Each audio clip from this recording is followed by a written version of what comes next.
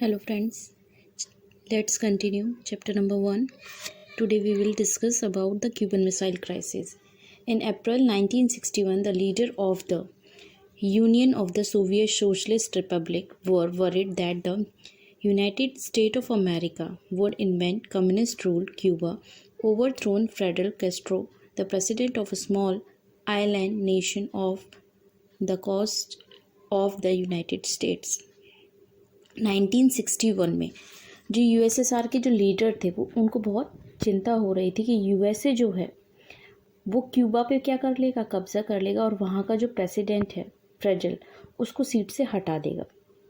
Okay, जो Cuba था वो एली मीन्स होता है सपोर्टर था, किसका? सोवियत यूनियन का, मतलब यूएसएसआर का सपोर्टर था, फ्रेंड था और उससे डिप्लोमेटिक और फाइनेंशियल हेल्प भी लेता था। एड माने हेल्प। ओके, तो यहाँ पे आपको 2-3 क्वेश्चन फ्रेम करने होंगे।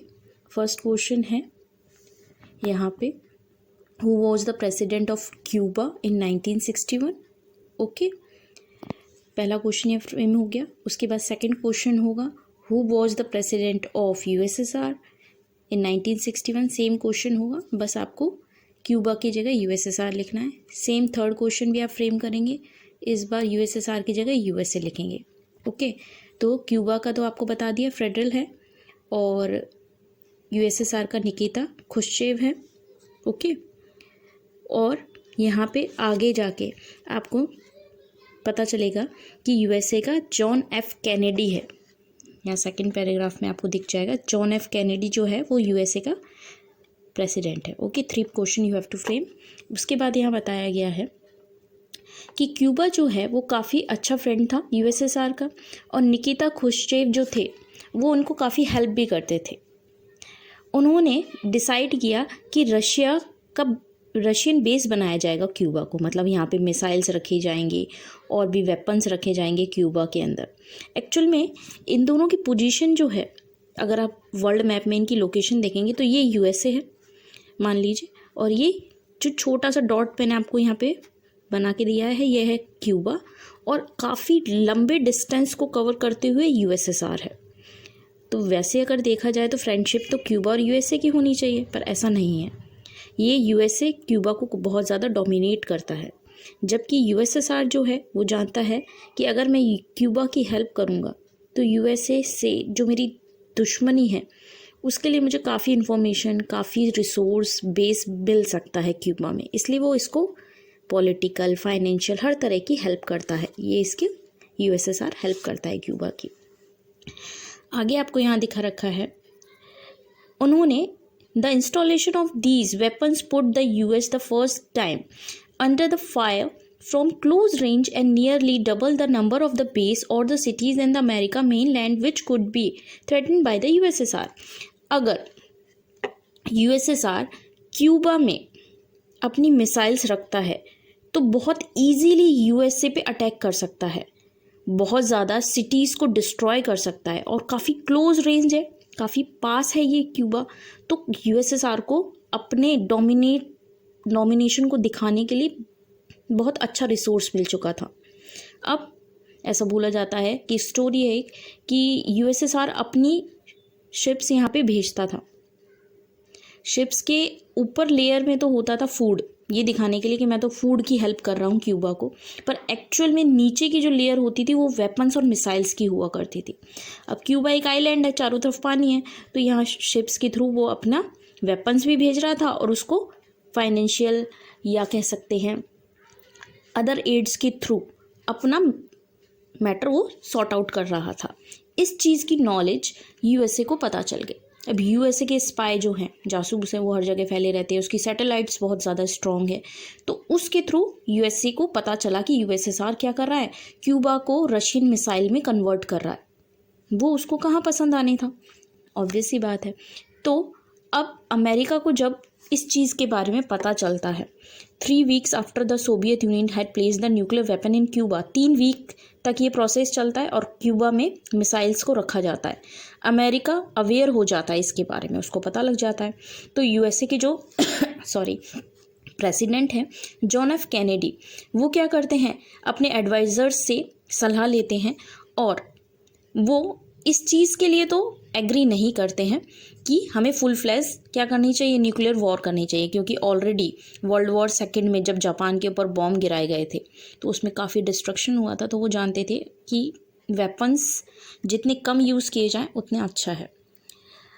But they were determined to get the Khrushchev to remove the missiles and the nuclear weapons from the Cuba.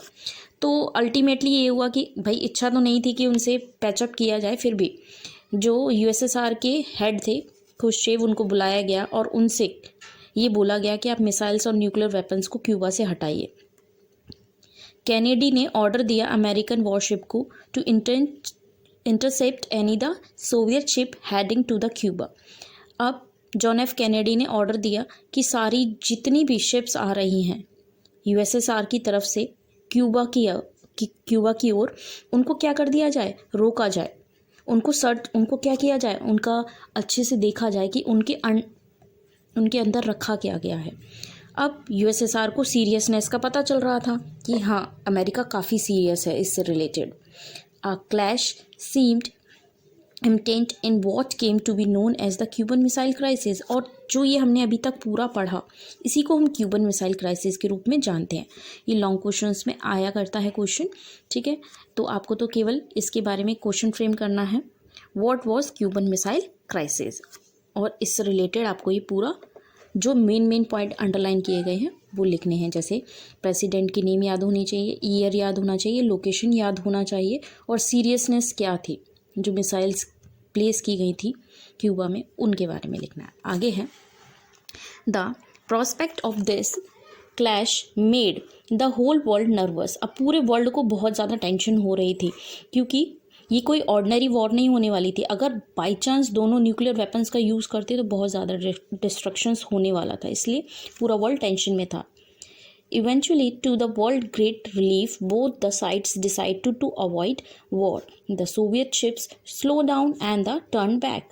अब दोनों ही सीरियसनेस को जानते थे, इसलिए उन लोगों ने क्या किया, एग्री किया कि नहीं हम कोई वॉर नहीं करेंगे। यूएसएसआर ने अपनी सारी शिप्स को वापस बुलाया।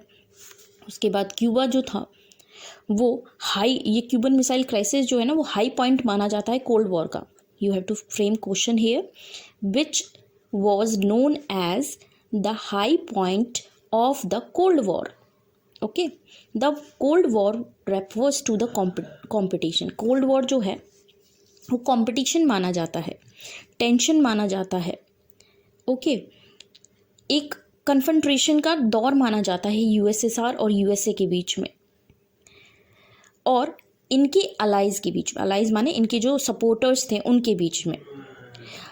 Fortunately, however, it never escalated into the hot war. हालांकि हॉट वॉर में कन्वर्ट नहीं हुआ, मतलब वेपन्स का यूज़ डायरेक्टली नहीं किया गया।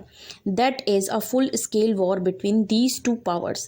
ये दोनों कभी वॉर के रूप में सामने एक दूसरे के नहीं खड़े हुए। There were war in the various regions with the two powers their allied involved in the warfare and the supporting regional alliance, but at least the world avoided another global war.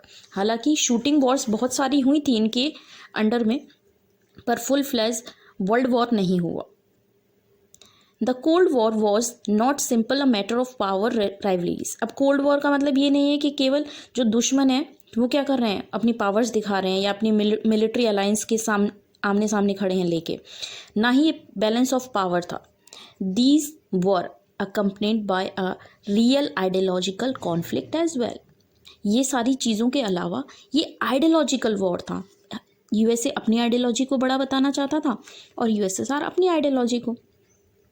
A different over the best the most appropriate way of organising political and economic and social life all over the world. और पूरे world में अपना influence दिखाना चाहते थे, economical, political और social रूप से। अब वेस्टर्न अलायंस जो था उसको हेड कर रहा था यूएसए, और उसकी आइडियोलॉजी थी वो थी डेमोक्रेसी और कैपिटलिज्म। दूसरी तरफ ईस्टर्न अलायंस था जिसका हेड था यूएसएसआर या सोवियत यूनियन, और उसकी आइडियोलॉजी जो थी वो थी सोशलिज्म एंड कम्युनिज्म। ओके, इसके बारे में आप क्लास 11th में पढ़ चुके हैं कि सोशलिज्म का मीनिंग क्या होता है और कम्युनिज्म का मीनिंग क्या होता है। लास्ट में आप क्वेश्चन फ्रेम करेंगे, who headed western alliance, who headed eastern alliance, who was ये दोनों का आंसर आपको मालूम ही है, यूएसए एंड यूएसएसआर। फिर नेक्स्ट क्वेश्चन आप फ्रेम करेंगे, what was the ideology of USA and what was the ideology of USSR. जो हमने अंडरलाइन किया है वो ही इनके आंसर हैं। I hope you understand. Okay bye.